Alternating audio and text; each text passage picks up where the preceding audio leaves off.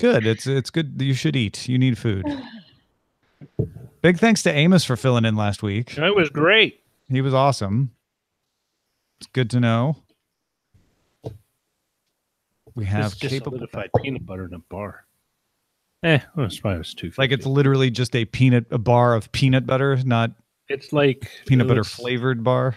And my mouth is getting dry just thinking about that. It's just peanut butter, and they put more peanuts in it. So it's like it's like a peanut butter bar, and then they put peanuts, chunks of peanuts. All right, Jen, don't forget you have to introduce yourself, and there's no Sarah Lane to wait on. All right. And you know about the color cues, right? If you look at the rundown. Yeah, if I'm taking too long, which hopefully will not be a problem. So orange just means you should probably start wrapping up. There's about roughly 40 to 50 seconds left before we need to move on. Red is like, all right, you're done, move on. But for the quick hits, we're literally just like you're doing a headline, I'm doing a headline. Yeah. Okay. No back and forth. Okay, great. Yep. Well, shall we get started then? Actually, can I take a really quick break right now just to go turn one more thing off? Yeah, no. I run really fast. All right. Yeah, go for it. Go for it. No problem. When she said I want to take a quick break, I don't know why, but my brain, and I knew this wasn't what she meant at all, but my brain's like, to take a nap or have go get a drink somewhere. And my favorite taco truck just rolled by. Do you mind? I don't have a favorite taco truck. I don't either. There was a taco truck that used to come to the work site of the house next door when they were working on it. And it was really good, but it doesn't come by anymore, which is funny because there's 2 other work sites now in the same neighborhood, but they never show up for that. I think you have to call them. Like you have to make it part of the building foreman.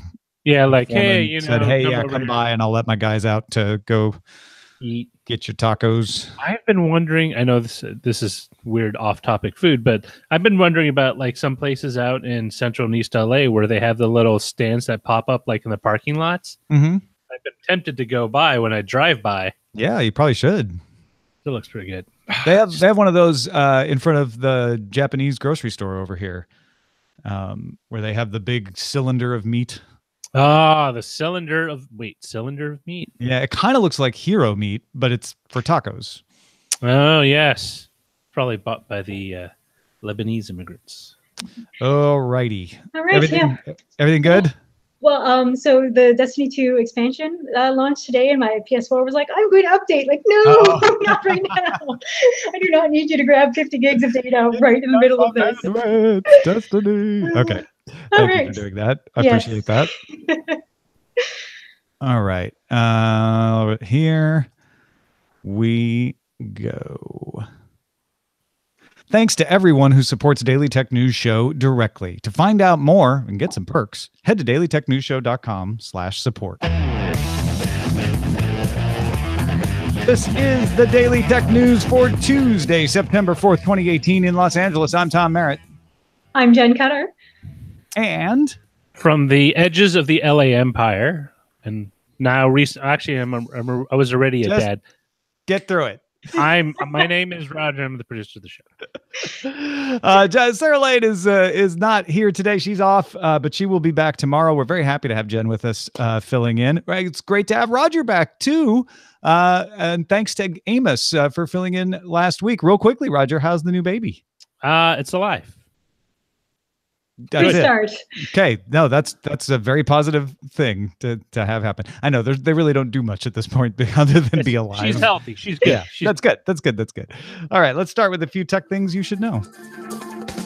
IDC's estimates of the wearables market are good news for pretty much everybody, with a 5% rise in the total market for wearables in Q2. A decline in fitness trackers is slowing. And sales of smartwatches is making up the difference. Apple raised its market share 4% to keep the top spot. Xiaomi took second, followed by Fitbit, Huawei, and Garmin in that order. 46.6% of wearable shipments, however, comes from outside the top 5, so it's still anybody's game. Major market growth happened in Asia Pacific, Latin America, Central Eastern Europe, and Middle East and Africa, so it's also a worldwide market. Samsung's DJ Ko told CNBC it's time to deliver a foldable smartphone since surveys show consumers want one.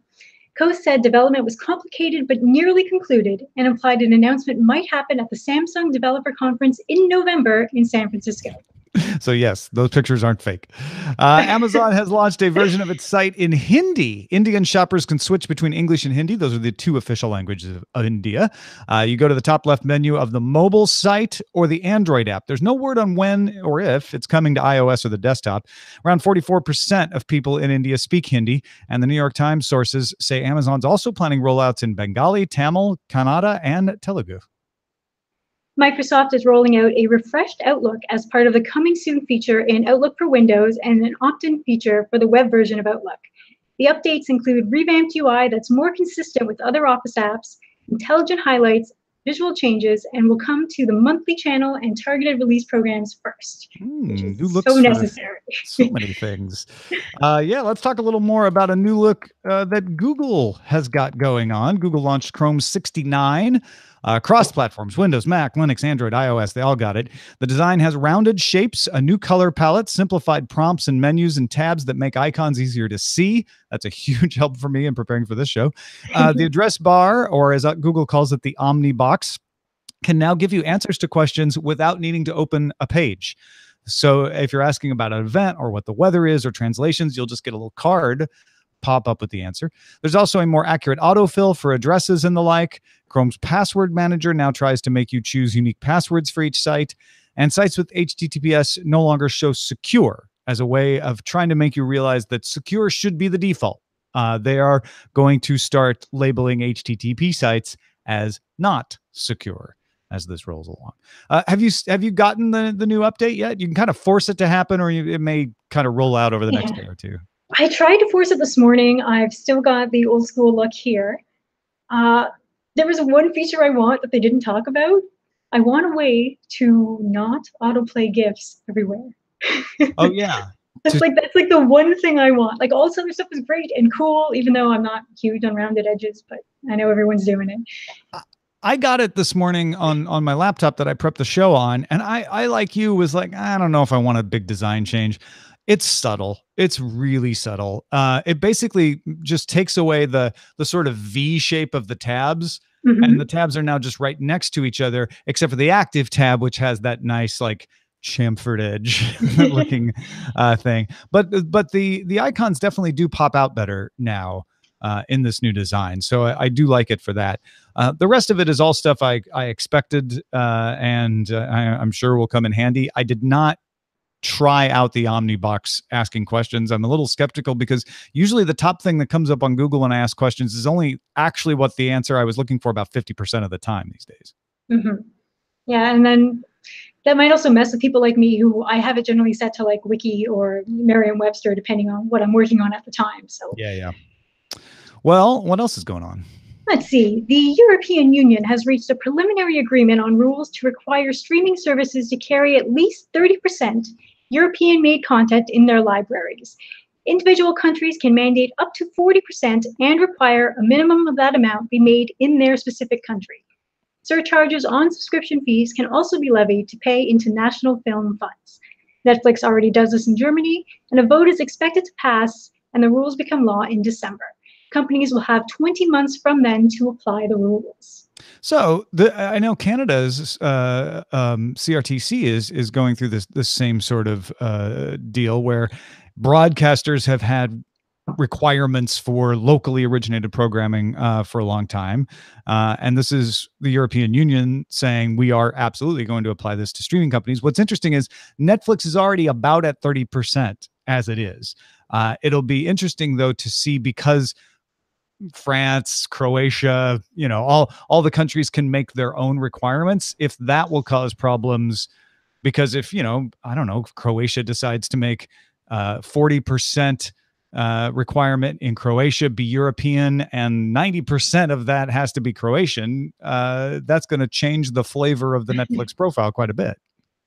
Definitely. In Canada, they kind of sidestep the usual CRTC process by saying, look, we're going to give you guys $400 million and spend it in different sort of ways than going through like the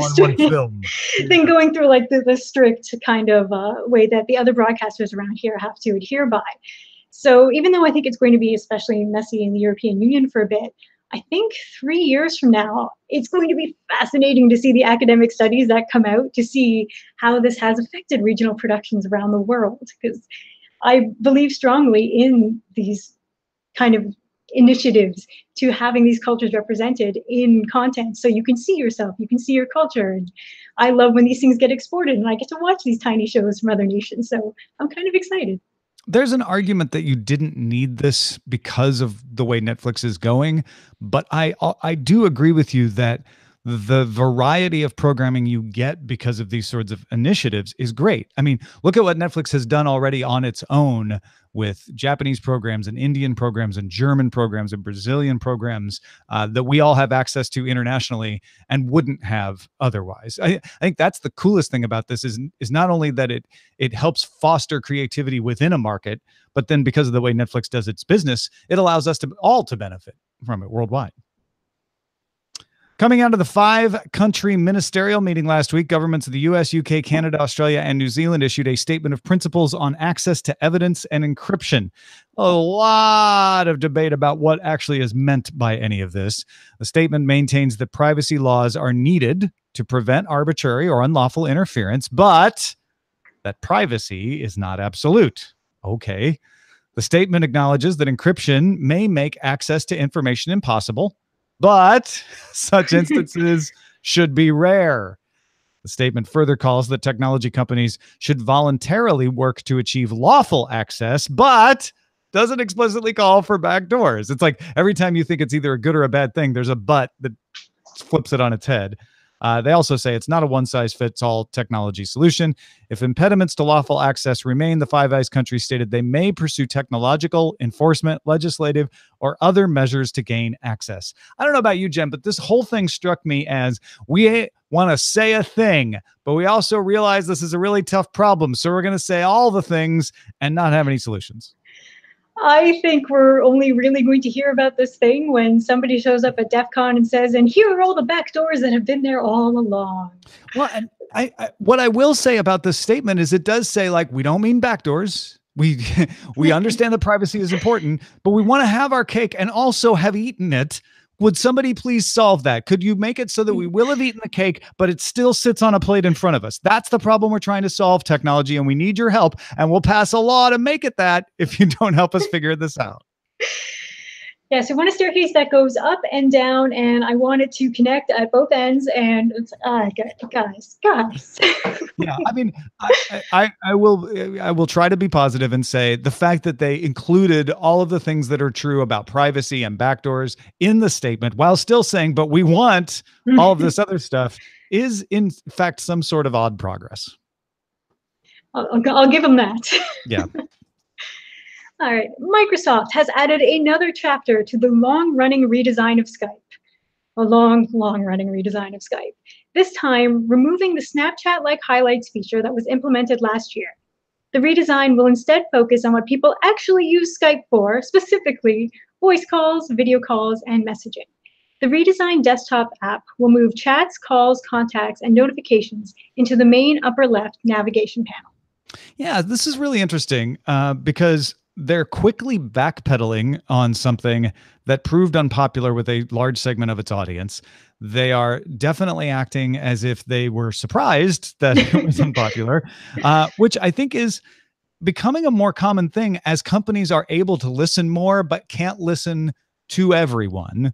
That they did some focus groups that didn't include the folks like us who use Skype for certain things, and that got left out.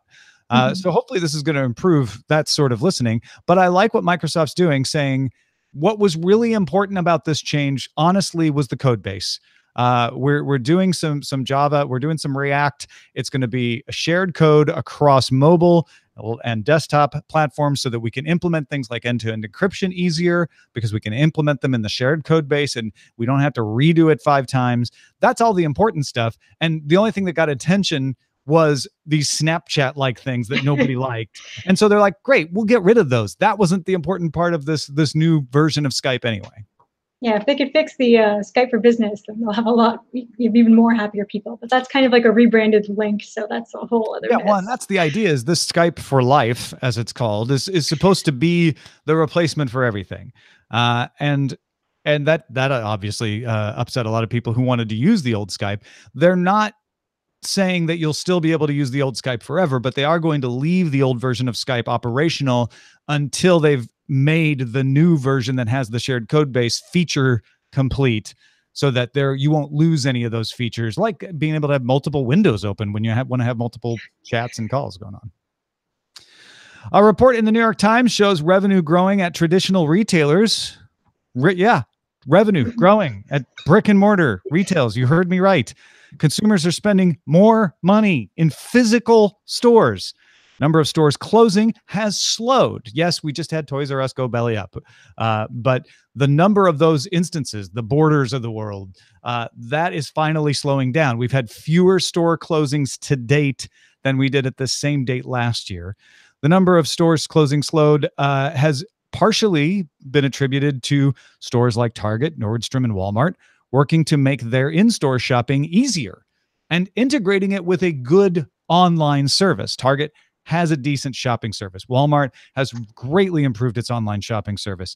So they have features like picking up mobile orders in the parking lot, dropping off returns without needing to talk to a clerk. You just slap a label on it, dump it in a box at Nordstrom's. Personal shoppers at Walmart that can select your groceries and then just bring them out to you on the curb.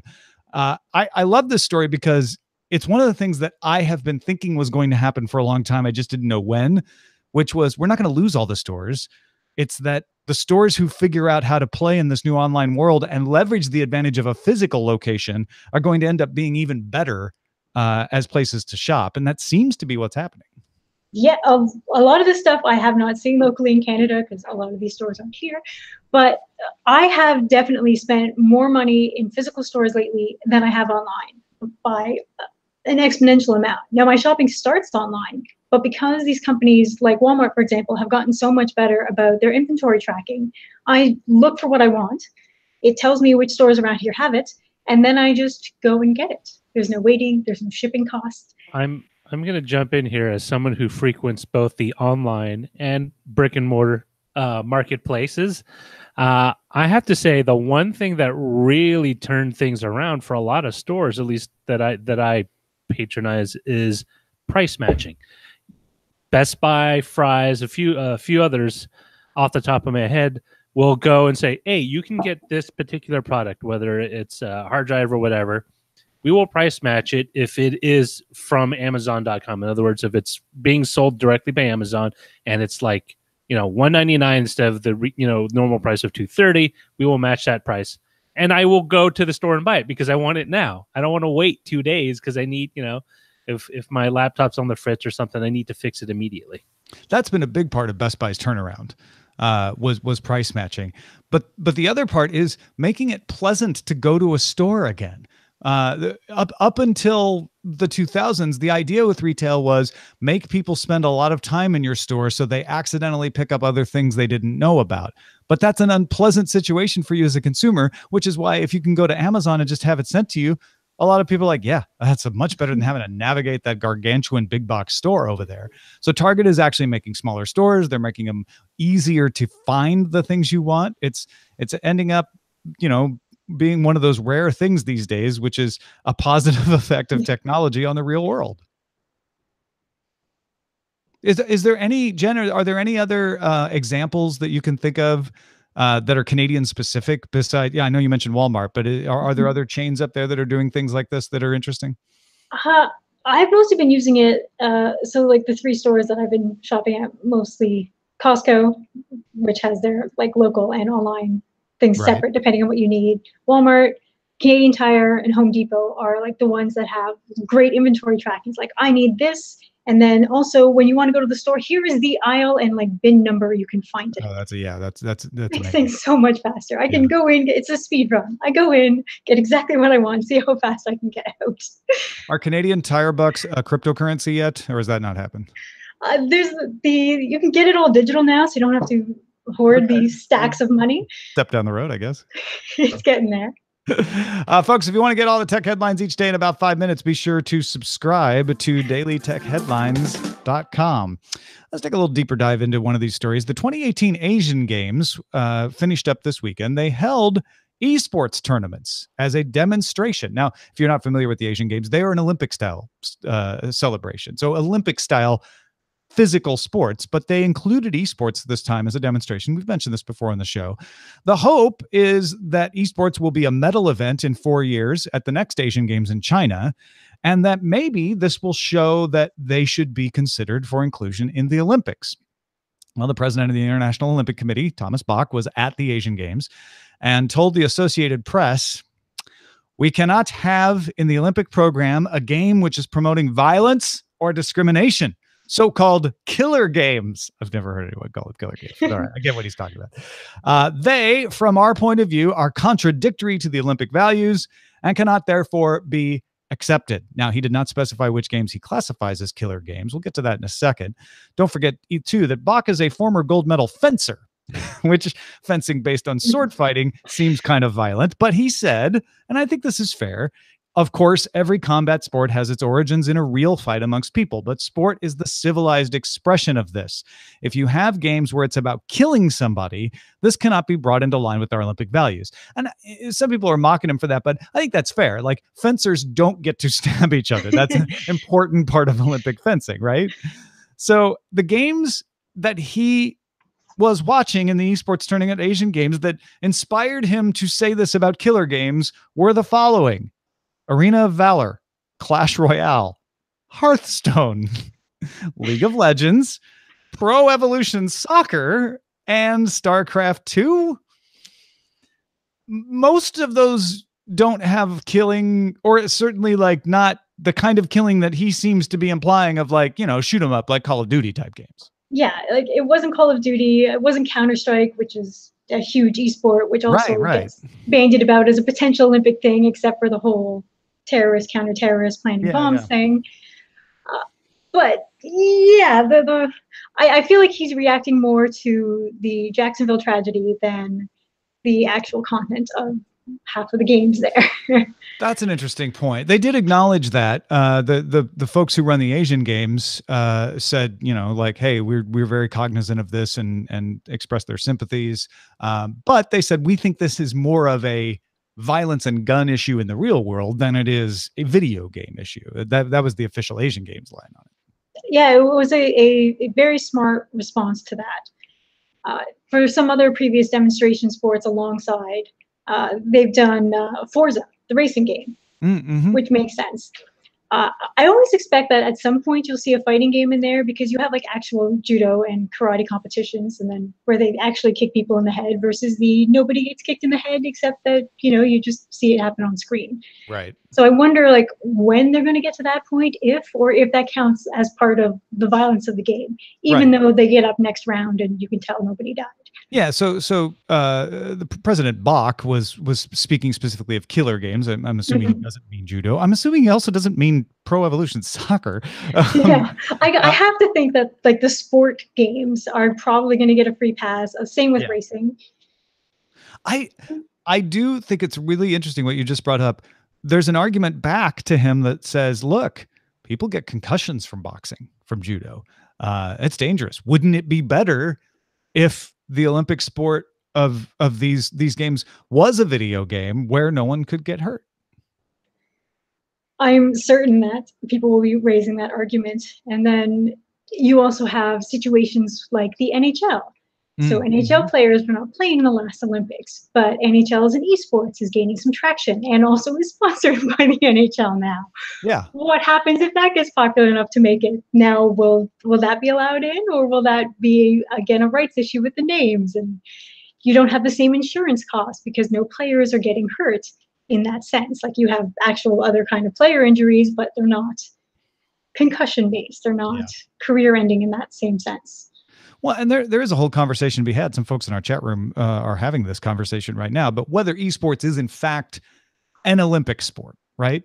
You don't have auto racing in the Olympics because, and I'm not trying to step on auto racing fans' toes, but it doesn't fit the definition of the physical sport that the Olympics has decided to put out there. So I can see an argument along those lines to say, hey, it's a great competition, it's a great sport, it's not an Olympic sport. That would be fine, but that's not what Bach was saying. We can have that discussion, but that's not. He was saying the problem was these are killer games, and honestly, I mean, League of Legends, Arena of Valor, maybe Clash Royale are the only ones even close to that. And they're not, and they're fantasy. So yeah, it's very hard to have a real world equivalent to that sort of match. You could make kind of some AR comparisons and possibly come up with some sort of real world fantasy playground that would be very expensive to put together, which would be really fun, but also still not an Olympic sport because that is very highly technical. But I don't know if I'm a former internationally competitive athlete and I chased the Olympics for many, many years. I also love video games and I've been reporting on them for most of my life. I don't know if I want these two worlds together. I think that the esports world is growing just fine on its own and doesn't need the IOC. And it's such a complicated thing. Like esports has reached its own legitimacy and does not need the approval of these other bodies anymore. Well, and I think that may be what the Olympics risks, is pushing esports into making a decision that is good for esports and not so good for the Olympics, right? You can argue, and I think you sort of hit it on the head. Like, it's not obvious that these belong in the Olympics, and esports is doing fine on its own. A World Cup of esports makes perfect sense, right? A world championship of esports, or if not a World Cup, makes perfect sense. In some ways, to my mind, it makes more sense than including it in even the Asian Games, certainly, if not the Olympics, because again, we don't have poker in the Olympics. So should we have Hearthstone in the Olympics? And every esports has its own mega event. How do you throw something like the International alongside something like Evo? These are different crowds with different time requirements for matches, with different qualifications. And so like the International, like you're filling these stadiums endlessly, there's huge lines. How do you throw multiple events like that together? How do you manage the hotels? How do you get everybody in the same city? Like, the scale of this is so huge for each individual esport. How can you possibly throw like 6 of these events together at once? You're gonna wreck a city. now you're starting to influence me that maybe it is better as an Olympic sport, as an Olympic style thing, because that's what the Olympics does. It says, well, we don't have one competition. We have track and we have swimming and we have multiple competitions in each of those. Esports isn't a sport. It's multiple sports. Maybe there needs to be an esports Olympics. It maybe shouldn't be part of the normal Olympics, but that scale that you're talking about, the only thing that's similar to it are the Olympics and things like the Commonwealth Games and the Asian Games, et cetera. But now you have the other issue of how do you divide the teams? Because right now each org is run by like its own little fiefdom kind of. Right. And then for Overwatch, you have things that are based on a franchise system, but then for Counter-Strike, you have teams that are a little more distributed in some cases. And well, you'd have national committees for the esports Olympics that would pull their play, just like you do for hockey and swimming and everything. Like, it's a lot of overhead that does not currently exist. No, it's a lot of stuff that would have to be built, and that is a question of would it be worth it for esports to do. I do like the idea of an Olympics of esports. I think that's where I'm at. It's not a World Cup. You can have a World Cup for CSGO. You can have a World Cup. You have the International already for Dota, right? Yeah. You know, like that exists. But maybe there should be like every 4 years a gathering of e-athletes in one place to ply their game of favor. And it shouldn't be part of the International Olympics because it has different needs than the traditional physical sports. Anyway, let us know what you think too, folks. Feedback at dailytechnewsshow.com. Thanks to everybody who participates in creating the show, whether you support us on Patreon, participate in our subreddit. You can submit stories and vote on them there at dailytechnewsshow.reddit.com. Just talking with other people, telling people about it at facebook.com/group/dailytechnewsshow, for instance. All of the ways people help create the show are appreciated because we are a better show when you help us. Let's check the mailbag. Seems weird without Sarah here, but Kevin writes, I wanted to comment on Friday's discussion of 8K TVs from the perspective of somebody in the post-production side of content. Thanks mostly to streaming services like Netflix, we have begun to see more and more work getting finished at 4K. And I can tell you that even the leap from HD to 4K has been a headache for those of us who have to manipulate imagery or render 2D and 3D visual effects at that resolution. People think it's only a doubling of resolution, but in fact, it's a quadrupling of the pixel count. 1080p, 4K, and 8K would be approximately 2.1, 8.3, and 33.2 million pixels, respectively. The problem is CPUs and GPUs just haven't kept pace with this. I have a very capable workstation with a GeForce GTX 1080 Ti AMD Threadripper with 16 cores, 32 threads, 64 gigabytes of RAM, and a couple of terabyte NVMe drives, and I still have a lot of waiting involved with rendering shots. This is not to mention the source libraries artists use for all of this stuff needs to be upgraded to 4K content or higher. The promise of fast GPU rendering and software that takes better advantage of multiple cores will help, but it's not fully there just yet with a lot of software. And now they're talking about 8K. We gave Kevin a headache. He said, producing content at that resolution just isn't something that most people think or talk about, but people on the post-production side especially feel the pain. We are constantly fighting crazy deadlines. The time waste of everybody along the content production line gets stacked until the very end. And guess who has very little time left before the air date and has these long rendering times? Thank you, Kevin. That's a great analysis of the frustration of switching. I remember going from standard def to HD at CNET, and it was a lot of these same frustrations that Kevin's talking about here. Oh yeah, no, Kevin has all of my sympathy and love. I can produce 4K content, but 8K, not a chance. And not with all the Bitcoin miners stealing all the good cards. Could not Thankfully, even afford to try to do that. Abating, but yeah, absolutely. Well, Jenn Cutter, thank you so much for being here. If folks want to find out what you're up to, where should they go? They should actually check my Twitter at Jenn Cutter. That is Jen with 2 N's. And I have some really cool announcements coming next month. Oh, very exciting. Excited about it. I'm working with some other people, and it's going to be coming out soon. So check that out. It's Jenn Cutter, JennCutter on Twitter. Thanks to everybody who supports this show. We get better because you support us at patreon.com/DTNS. Don't forget, I'll be headed out of town. So a little bit of a different profile of the show. I'll be in Salt Lake City tomorrow with Scott Johnson. We'll be doing the show from his studio there. Thursday, I'll be in Chesterfield, Missouri. Thanks to John, who's donating me some bandwidth there. I'll be at Greenville University on Friday, and I'm headed to Greenville for a meetup Friday, September 7th at 6 p.m. from 6 p.m. to 8 p.m. at the Family Vine Winery, 1349 Red Ball Trail in Greenville, Illinois. I know a few people have already said they're headed out there. So if you're in the area, come on out. We'll have the details in the show notes or in the monthly Patreon update that just went out this morning at patreon.com/DTNS. Our email address is feedback@dailytechnewsshow.com. We're live Monday through Friday at 4:30 p.m. Eastern, 20:30 UTC. You can find out more at dailytechnewsshow.com/live. See you tomorrow from Salt Lake City with Scott Johnson.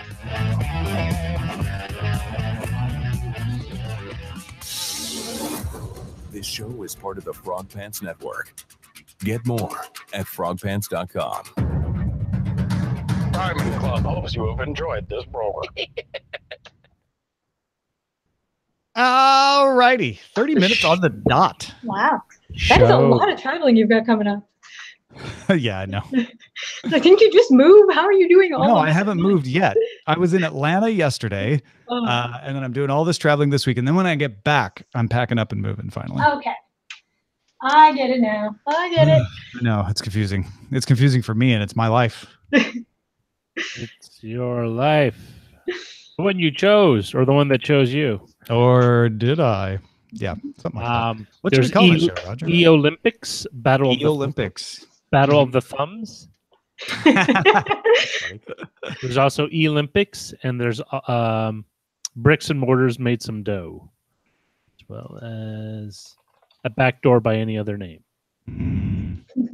I like one of the Olympic related ones. I like the Battle of the Thumbs. Should we do Battle of the Thumbs? It reminds me of the game you used to play in the back of the car. Thumb war. 1, 2, 3, 4. I declare a thumb war. I always lost to my sister. She had very strong thumbs. You needed a more disciplined training regimen. It's possible that you might meet my sister and force us to have a thumb war if you come to the Greenville meetup. Well, so you have to do that kind of stuff on camera now. I know. You set yourself up for failure or redemption, depending. Battle It's a whole of the- sports movie arc. Yeah, right. Show me training. Dun, dun, dun, dun, dun. Battle to of do the it like- Thumbs. Battle of Thumbs. Is that what we're calling it? Yeah, eOlympics Battle of the Thumbs. Oh, it's both of those? Or No, it's eOlympics colon Semicolon. Battle of the Thumbs. I didn't realize those were all one. Okay. Even better. eOlympics Battle of the Thumbs. Actually, starts sounds like an NES title. It's a sequel to an NES title. See, there was a time where the cover art or the box art on video games are really amazing because they had to make up for the fact that you were just playing with square dots. Mm-hmm. Ice No, I hockey. remember. Classic. You see this L on screen, that's you. No, the box art was always the box art was always what I had in my mind while I was playing the little black box. Like that black box is actually me as a dragon or whatever. Oh, adventure. That was the worst. Yeah. Like, oh, you're a cursor, you're a square cursor, and you move from one screen to the next. I loved Adventure though. That was my favorite. I always played that in the department store. I used to wish that game would have I wish you could do this in this game. Like you cast magic spells and Mhm. whatever. Well, it's a 2600 kid. You're not getting any better than this. I like the old school and television games. Beautiful artistic covers. Well, half of them anyway. And then boxes. Little tiny blips and bloops. Well, yeah, because they especially Atari, they'd hire artists to make these like gorgeous. It was like comic art, but these gorgeous representations of what you're going to be playing. And of Like course, the cover for Astro Smash, I remember for Intellivision, I thought oh, this is like the coolest thing. There's a ship and like the space backgrounds, and then it's like you're on this flat plane shooting vertically at blocks. you kids had to use your imagination when you played video games back then. Back in our day. And it's well, it's interesting because EA, I think when it was under, was it Trammell? He made the conscious decision to publish all their computer games in essentially the little miniaturized album format. So it's a square, and they would hire all these artists that did album covers, like LP album covers, to do the covers for all the video games. Because his whole concept was our game producers or software. The guys who write the games are just as artistic and talented as musicians who get all this glory, so we'll just make everything album art. And they did. And they did. And it was nice. But Yeah, the games kind of sucked. One of the coolest things about getting the Atari app for mobile is you can access all that game art, all the box art, all the manuals. I miss manuals. Yeah. Manuals are cool. There was some cool stuff, especially in the older games where they would tell you a lot of backstory in the manual. So the reason why you're doing this particular exercise with your thumb and fingers is because, picture this, 20 years ago, there was a cataclysmic alien invasion, and you were the sole survivor, or you think so, and then it's basically a way to fill in the gaps between Like the the Infocom manuals were the best. There was all kinds of ephemera and they're called Feelies, Tom. That's I didn't know that everybody out there understood the term. So I still have my Zorkmid from when I bought the trilogy. I have Deadline. I have a lot of my LucasArts ones because they also had the code so that you could bypass the copy protection. Those were the most obnoxious. I mean, they were better than the copy protection they put on the soft, like the actual disc. But they, for example, like one of the like the code wheels. No, it wasn't the cold wheel. It was the one for Zach McCracken, and it was printed on this unphotocopyable paper. But it made it really hard to read unless you had like a big bright light on it. I remember SimCity had a list of coordinates that it would give you at the beginning of each launch, and then you'd have to look it up on this red piece of paper because that was going to make it harder to copy. And yeah, it's just funny to think like those are all incredibly insecure copy protections now, but they were so annoying back then. Well, I mean, you had punks like me that were using copy 2PC. It's like, just trying this at school. Don't copy that floppy, Roger. Well, I found my Half-Life 2 discs because I had like the box copy from the store, and then for a story that I was working on at the time, I did the Steam download on day one with everybody else. That was a disaster. And after I found those discs, I'm like, was this the box copy, or is this like a ripped copy my friends gave me? I had to go online to make sure that before I posted a picture of this on the internet that these discs were legit. You had the right one. Yeah. Yeah, I remember my neighbor down the street had a Commodore 64. I think I mentioned this before, and he was a source of many games. You could type, you had a game. Pretty much. Oh, there it is. I was a big fan of Toy Bazaar for the Commodore 64, which was essentially Mario. Mario Brothers, not Super Mario Brothers, but Mario Brothers. But I didn't know that. Head-to-head version? Yeah, it had a head-to-head as well as a solo play. I should remember all those epic games. Not Mission Impossible, Summer Games. Oh, games. yes. Oh, the epics, yeah. Yes. Yeah. We used to actually Summer play games those during summer break in my my bedroom. We'd have Olympic competitions, me and all my friends. Oh, was it California Games? Was I think like It the was other also big one? California. Yeah. That was the one I remember because I was like, this is stuff that nobody in Toronto does, and this is awesome. It's funny too because those aren't Olympic games, but they're pretty much all Olympic Now games. it's the X Games. They invented the X Games. Totally. Well, they Back also in 1987, apparently. what was it? No, they also did World Games. Remember that Epic's World Games, and that was one of them. It took place in Australia, and I forgot. Were you supposed to? There's one of them. I don't remember. I know I got eaten by a shark a lot in surfing. That's all I remember. I remember I was really good at fencing in summer games. And I have no idea how. I would just always win, but it was button smashing. I did not know what I was doing. Oh, it was the barrel jumping from Germany. Barrel jumping. And then they had log rolling, weightlifting, skiing. Oh, okay. The caber toss from Scotland, where you like basically carry a telephone pole and you throw it. Well, that is a sufficiently world game, covering a lot of bases there. Yeah. And then bull riding for the United States. I think they could have picked a better game, but you know what? The mechanics are simple to implement. Well, the problem is like with the U.S., what are you going to pick? The NFL? Like that's really, or baseball? Like, so you got to pick something a little more unusual. Bull riding's not bad, I guess. What's an unusual American sport? Monster trucks? Oh yeah, demo derby. Oh, demolition derby. Those are great. That's where Yeah. you take your old clunker and give yourself a concussion at the same time. Yeah, everybody loves that. Gosh, I'm still remember the pumpkin demo derby. chunking, where they take the big guns and they shoot pumpkins. And Right? see how That's a far good they go.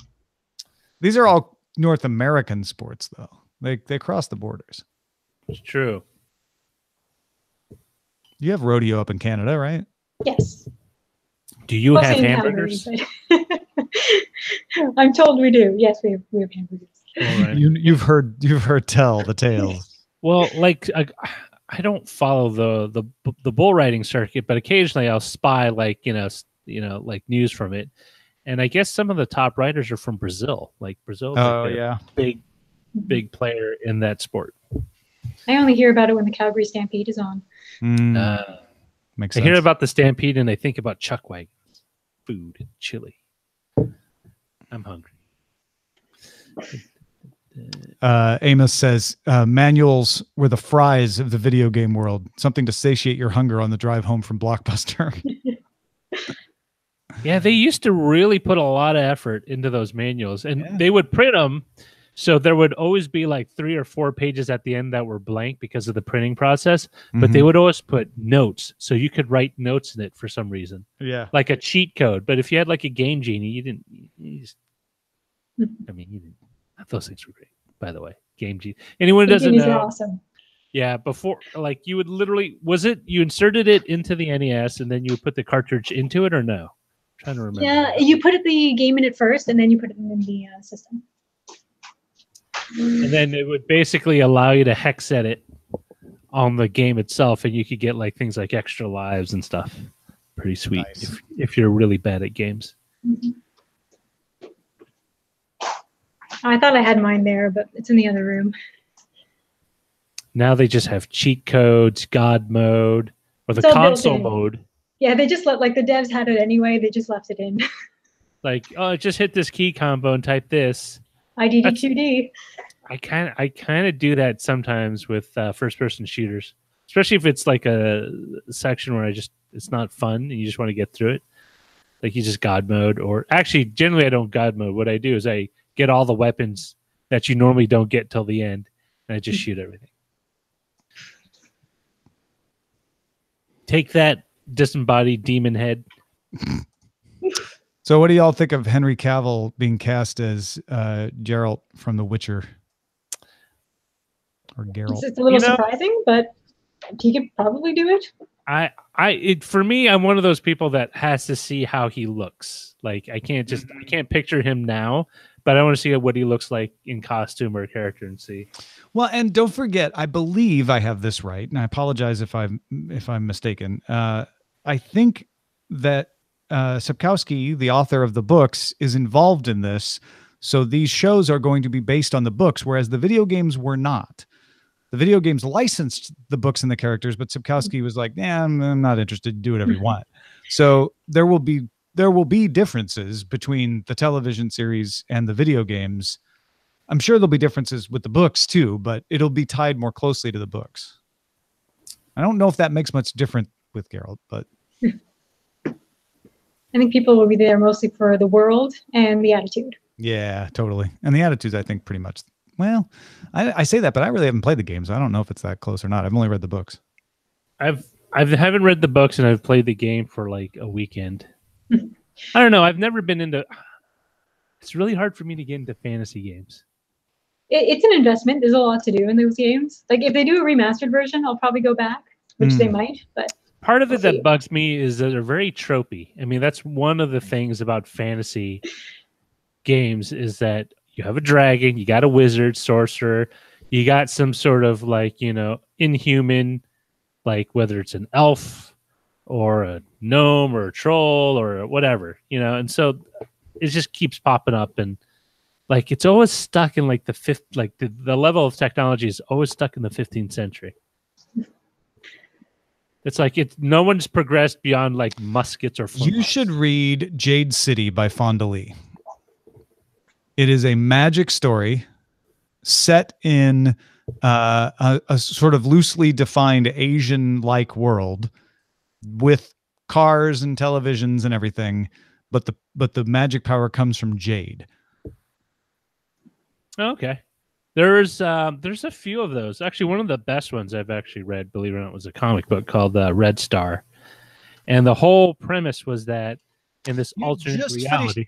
Hold on. You said there's a few of those, but you just finished telling me there weren't enough of those. No, fantasy video, like games. For games. Books, okay. All right. Like video games. That's my fault. Right. Okay. No, I didn't mention it. I just assumed we were still talking about games. Yeah. No, that makes more sense. Which is why, I grew up playing Bard's Tale and Ultima and Wizardry. It's like, after a while. Jade City is a book, and it's a series of books now.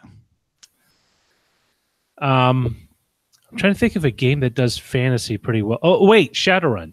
But that's more of a RPG. Yeah. Well, we'll try to think of some more. But video folks, that's it for now. Thanks for watching. Audio folks, stick around. There's more to come. More.